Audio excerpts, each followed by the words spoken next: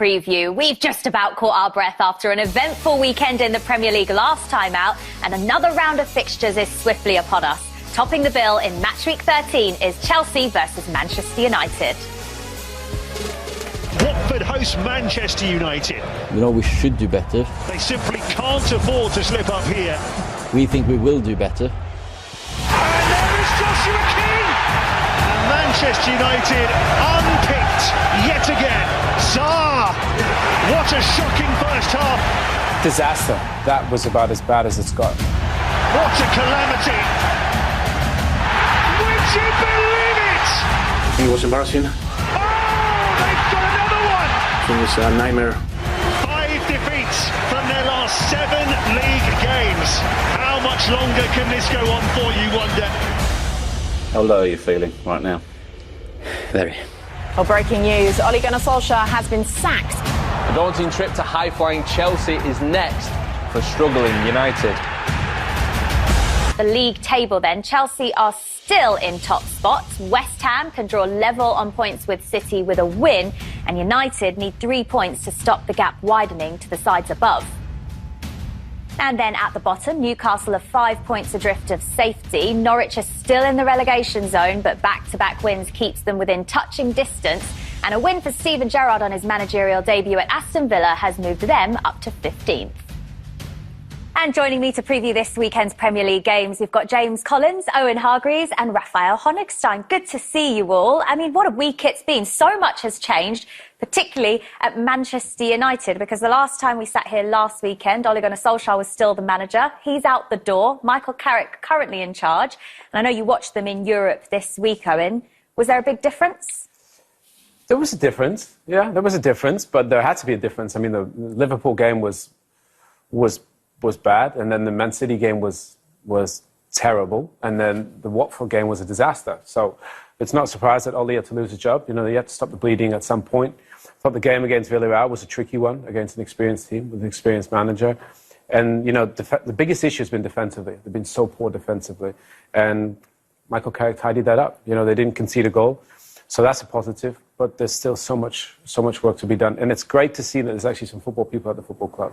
Ralf Rangnick, incredible experience over, I think, 600 games managed as a manager, knows the game in and out. And that's what the football club needs. You know, you've got guys that are in the banking sector that are making football decisions. It's crazy. So great that they've got somebody there, and I think he's going to do a great job. Well, it's perfect that we have Raphael Honigstein with us, a German football expert. I know you're going to tell us a lot about Ralf Rangnick throughout the show, but for now, do you see this as a good appointment for Manchester United? I think it's a really good appointment. He comes, I think, at the right age with the right experience to handle a dressing room. He's got a clear vision, and clubs often veer from one extreme to the next. So if something doesn't work out, then they go to the opposite. And in many ways, Rangnick is the opposite of Ole Gunnar Solskjaer. He doesn't have any Man United pedigree, doesn't necessarily connect emotionally with the fans or with the club, but he brings structure, a very clear, concise idea of how he wants to play. Can really improve players individually, can improve the team collectively. All the things that we're missing when it comes to really detailed ideas, I think he will provide. I don't know if it's ever a good time to play against teams, because that would mean we think that we know something or can predict something. You can see it either way. In the end, we will not lose too many minutes thinking about this, but we will give all our energy and focus on our squad and what we want to do right. We only have one game with Michael Carrick in charge to focus on and to analyze. Of course, we have some individual behavior and some group behavior that we think can be like that we can see as patterns and want to prepare our team for it. And on the other side is always the best moment to play against Manchester United, because we are up for the big challenges, and we wanna be out there to play on the highest level, to prove ourselves and to prove a point. And we just come from a tough match, and there's the next one. This is where we are and where we love to be, and this was we get challenged on highest level again on Sunday. Well, firstly, about the Chelsea, you know, you got to be hugely impressed by the way they go about things. Obviously, watch quite a bit of them, and super intense, well organised, really good movement across our back line, their front line, and very good at connecting with the midfield, with the back three building up and connecting into midfield and kind of narrow you up, give you problems through the middle, and with the wing backs really aggressive and playing really high. Then they test your back line and stretch you across the pitch. So they've got a really good balance going at the moment. Obviously confidence is high, you can see that. They've had some really terrific results, so they're on a high, and well aware of the challenges that we face, but as I said before, looking forward to it, because it is a big test and a big challenge, but we feel that we can go there and get a good result, no doubt. So that we have to think that, we have to believe that, and I certainly do. Well, it looks as though this may be Michael Carrick's last game as caretaker manager of Manchester United. Short but sweet, and that's because Ralf Rangnick, it looks like, I keep trying to pronounce that correct in the German way. Was that all right? Close enough, Jules. We'll let you off. It's looking as though he's agreed terms with Manchester United now. Tell us what you know about this, Rafa. Well, where do you want to start? Everywhere. Tell us everything. The agreement is very close. I think it's mostly down to technicalities. He needs to have a work permit. It's not that straightforward. It's going to take a bit of time, but there is no reason why this should fall through now. It's hugely exciting, I think, for anyone connected with Man United, because he is a real interesting, innovative, very, very well-defined football thinker, if you will, who influenced a lot of the modern German coaches. Thomas Tuchel was a player under him, and Rangnick thought, this guy looks very bright. Go and scouts the opposition, and he comes back a coach eventually. Same with Julian Nagelsmann a few years later. They work together. There's a whole list of coaches and former players who become managers inspired by his very clear idea of coaching. And I'd be interested to hear Owen's view, because when you were in Germany, I think there were very few clubs that were doing the kind of stuff that he did. Yeah. German coaching at the time was still more like, go out, express yourself, be strong, play with confidence. And he was the opposite. He was about the system, about patterns, about space, about pressing at a time when no one did it regularly. And I'm just so excited to see him in the Premier League, because I think he deserves that kind of big job, that big occasion. Was that evident to you?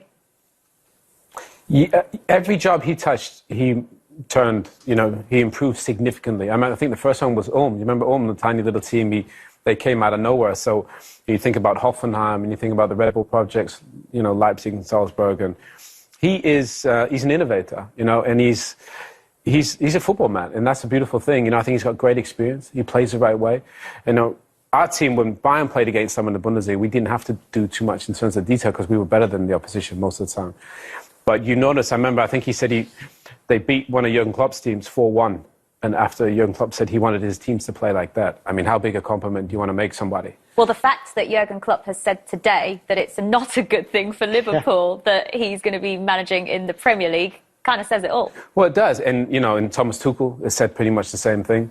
You think about the way he's inspired. Look, I text one of my friends, Bastian Schweinsteiger, today. I said, the Germans are taking over the Premier League. Because and it's amazing because, look, they did such a great job of educating these coaches, that kind of the next generation. And I think that's great. And I think that's what you see. The best coaches, pretty much a lot of the best coaches all around the world are German at the moment. So credit to him for inspiring that generation. And maybe they've taken on his teachings and tweaked it a little bit to their style.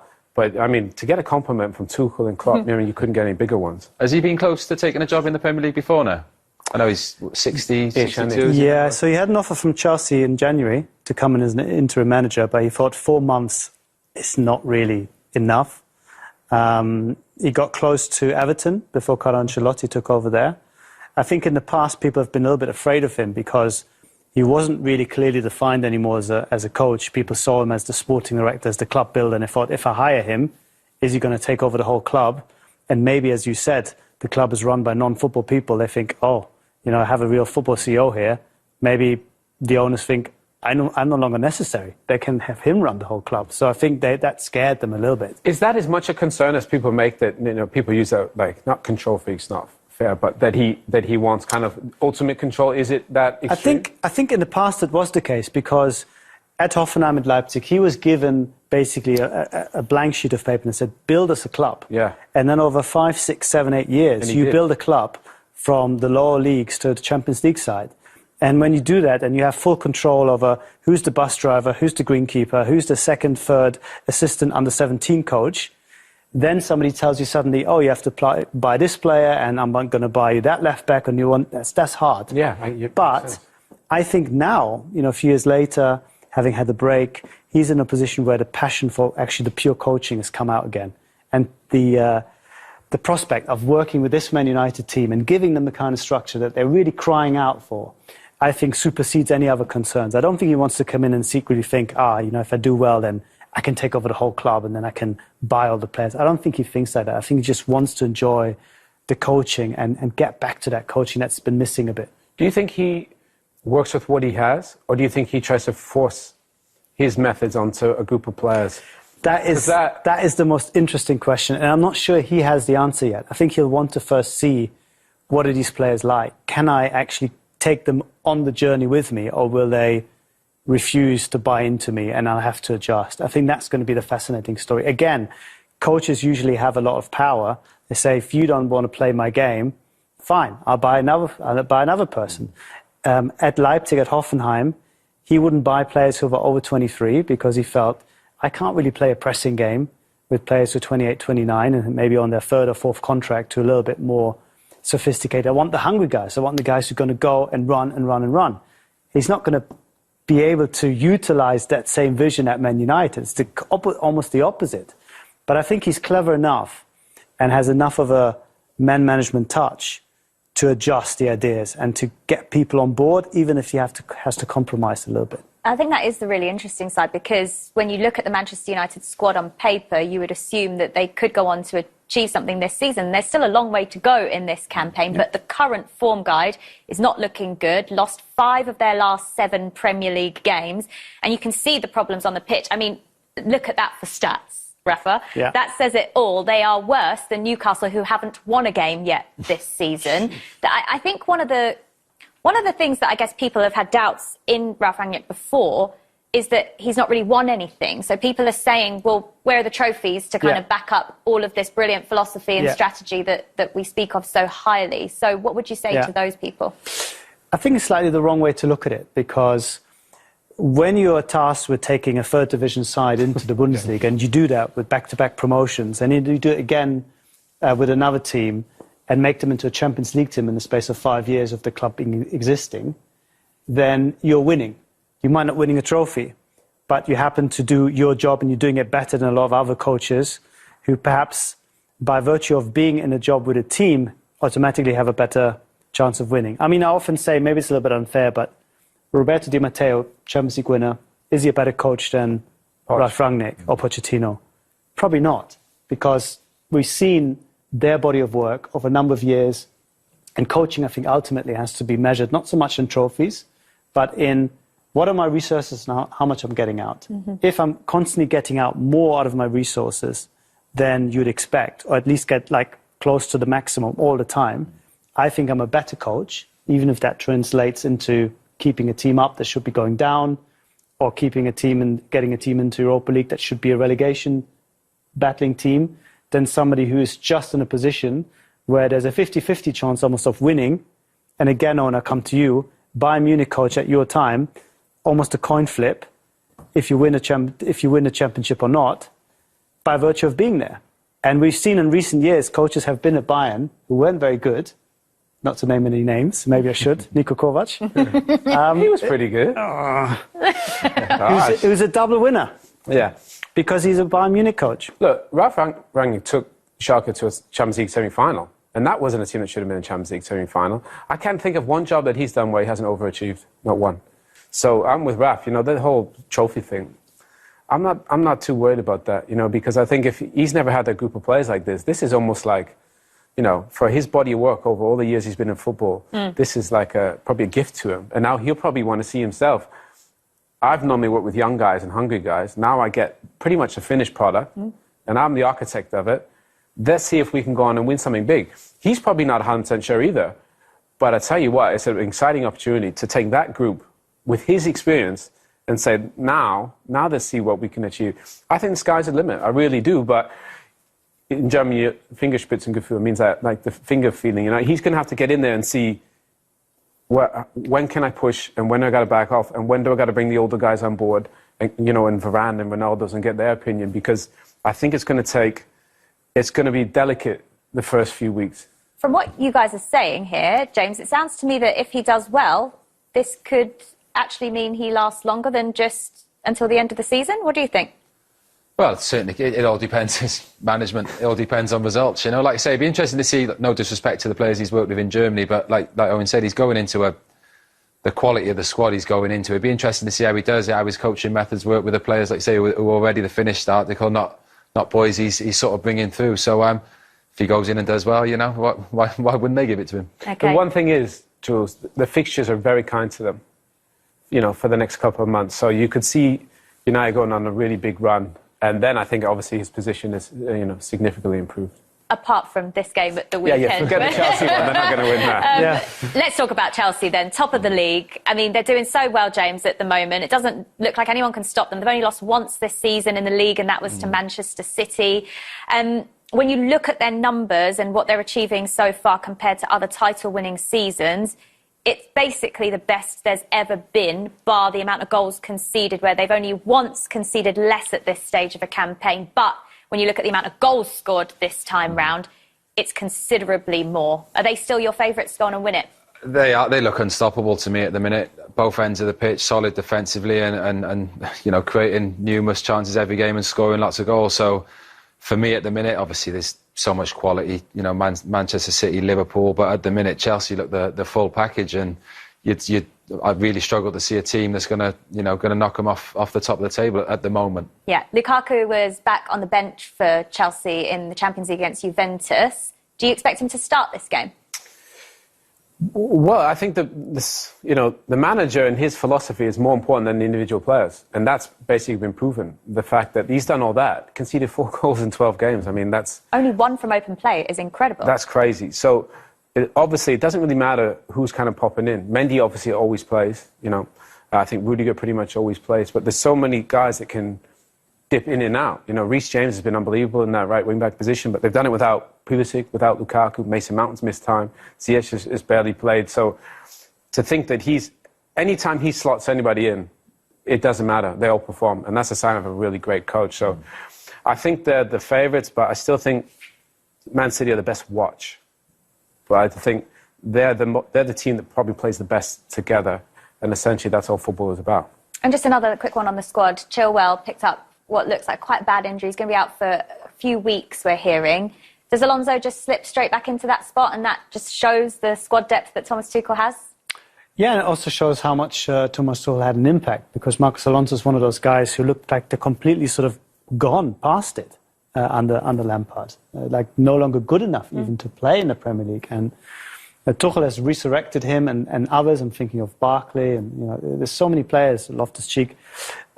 There's so much going on when it comes to keeping everybody happy, but still having a very tactical, cohesive system. And I think that is the magic of this Tuchel reign. I didn't think that he would be so defensively solid, because from what we saw at PSG and at Dortmund, they were exciting, they were entertaining, but they were also quite open at times. This Chelsea team are just so solid. It's just incredible. Yeah. All right. Well, from everything you guys have said, I think we should get a prediction from you two for now. We're going to save James for the end of the show. What do you think is going to happen? Because you've talked up what could happen with Manchester United, but of course Ralf Rangnick isn't quite there yet. So what do you think for this game? I think Chelsea too strong, 2-0. Yeah, I think Chelsea win, but I think 2-1. I think Chelsea win 2-1. Okay, right.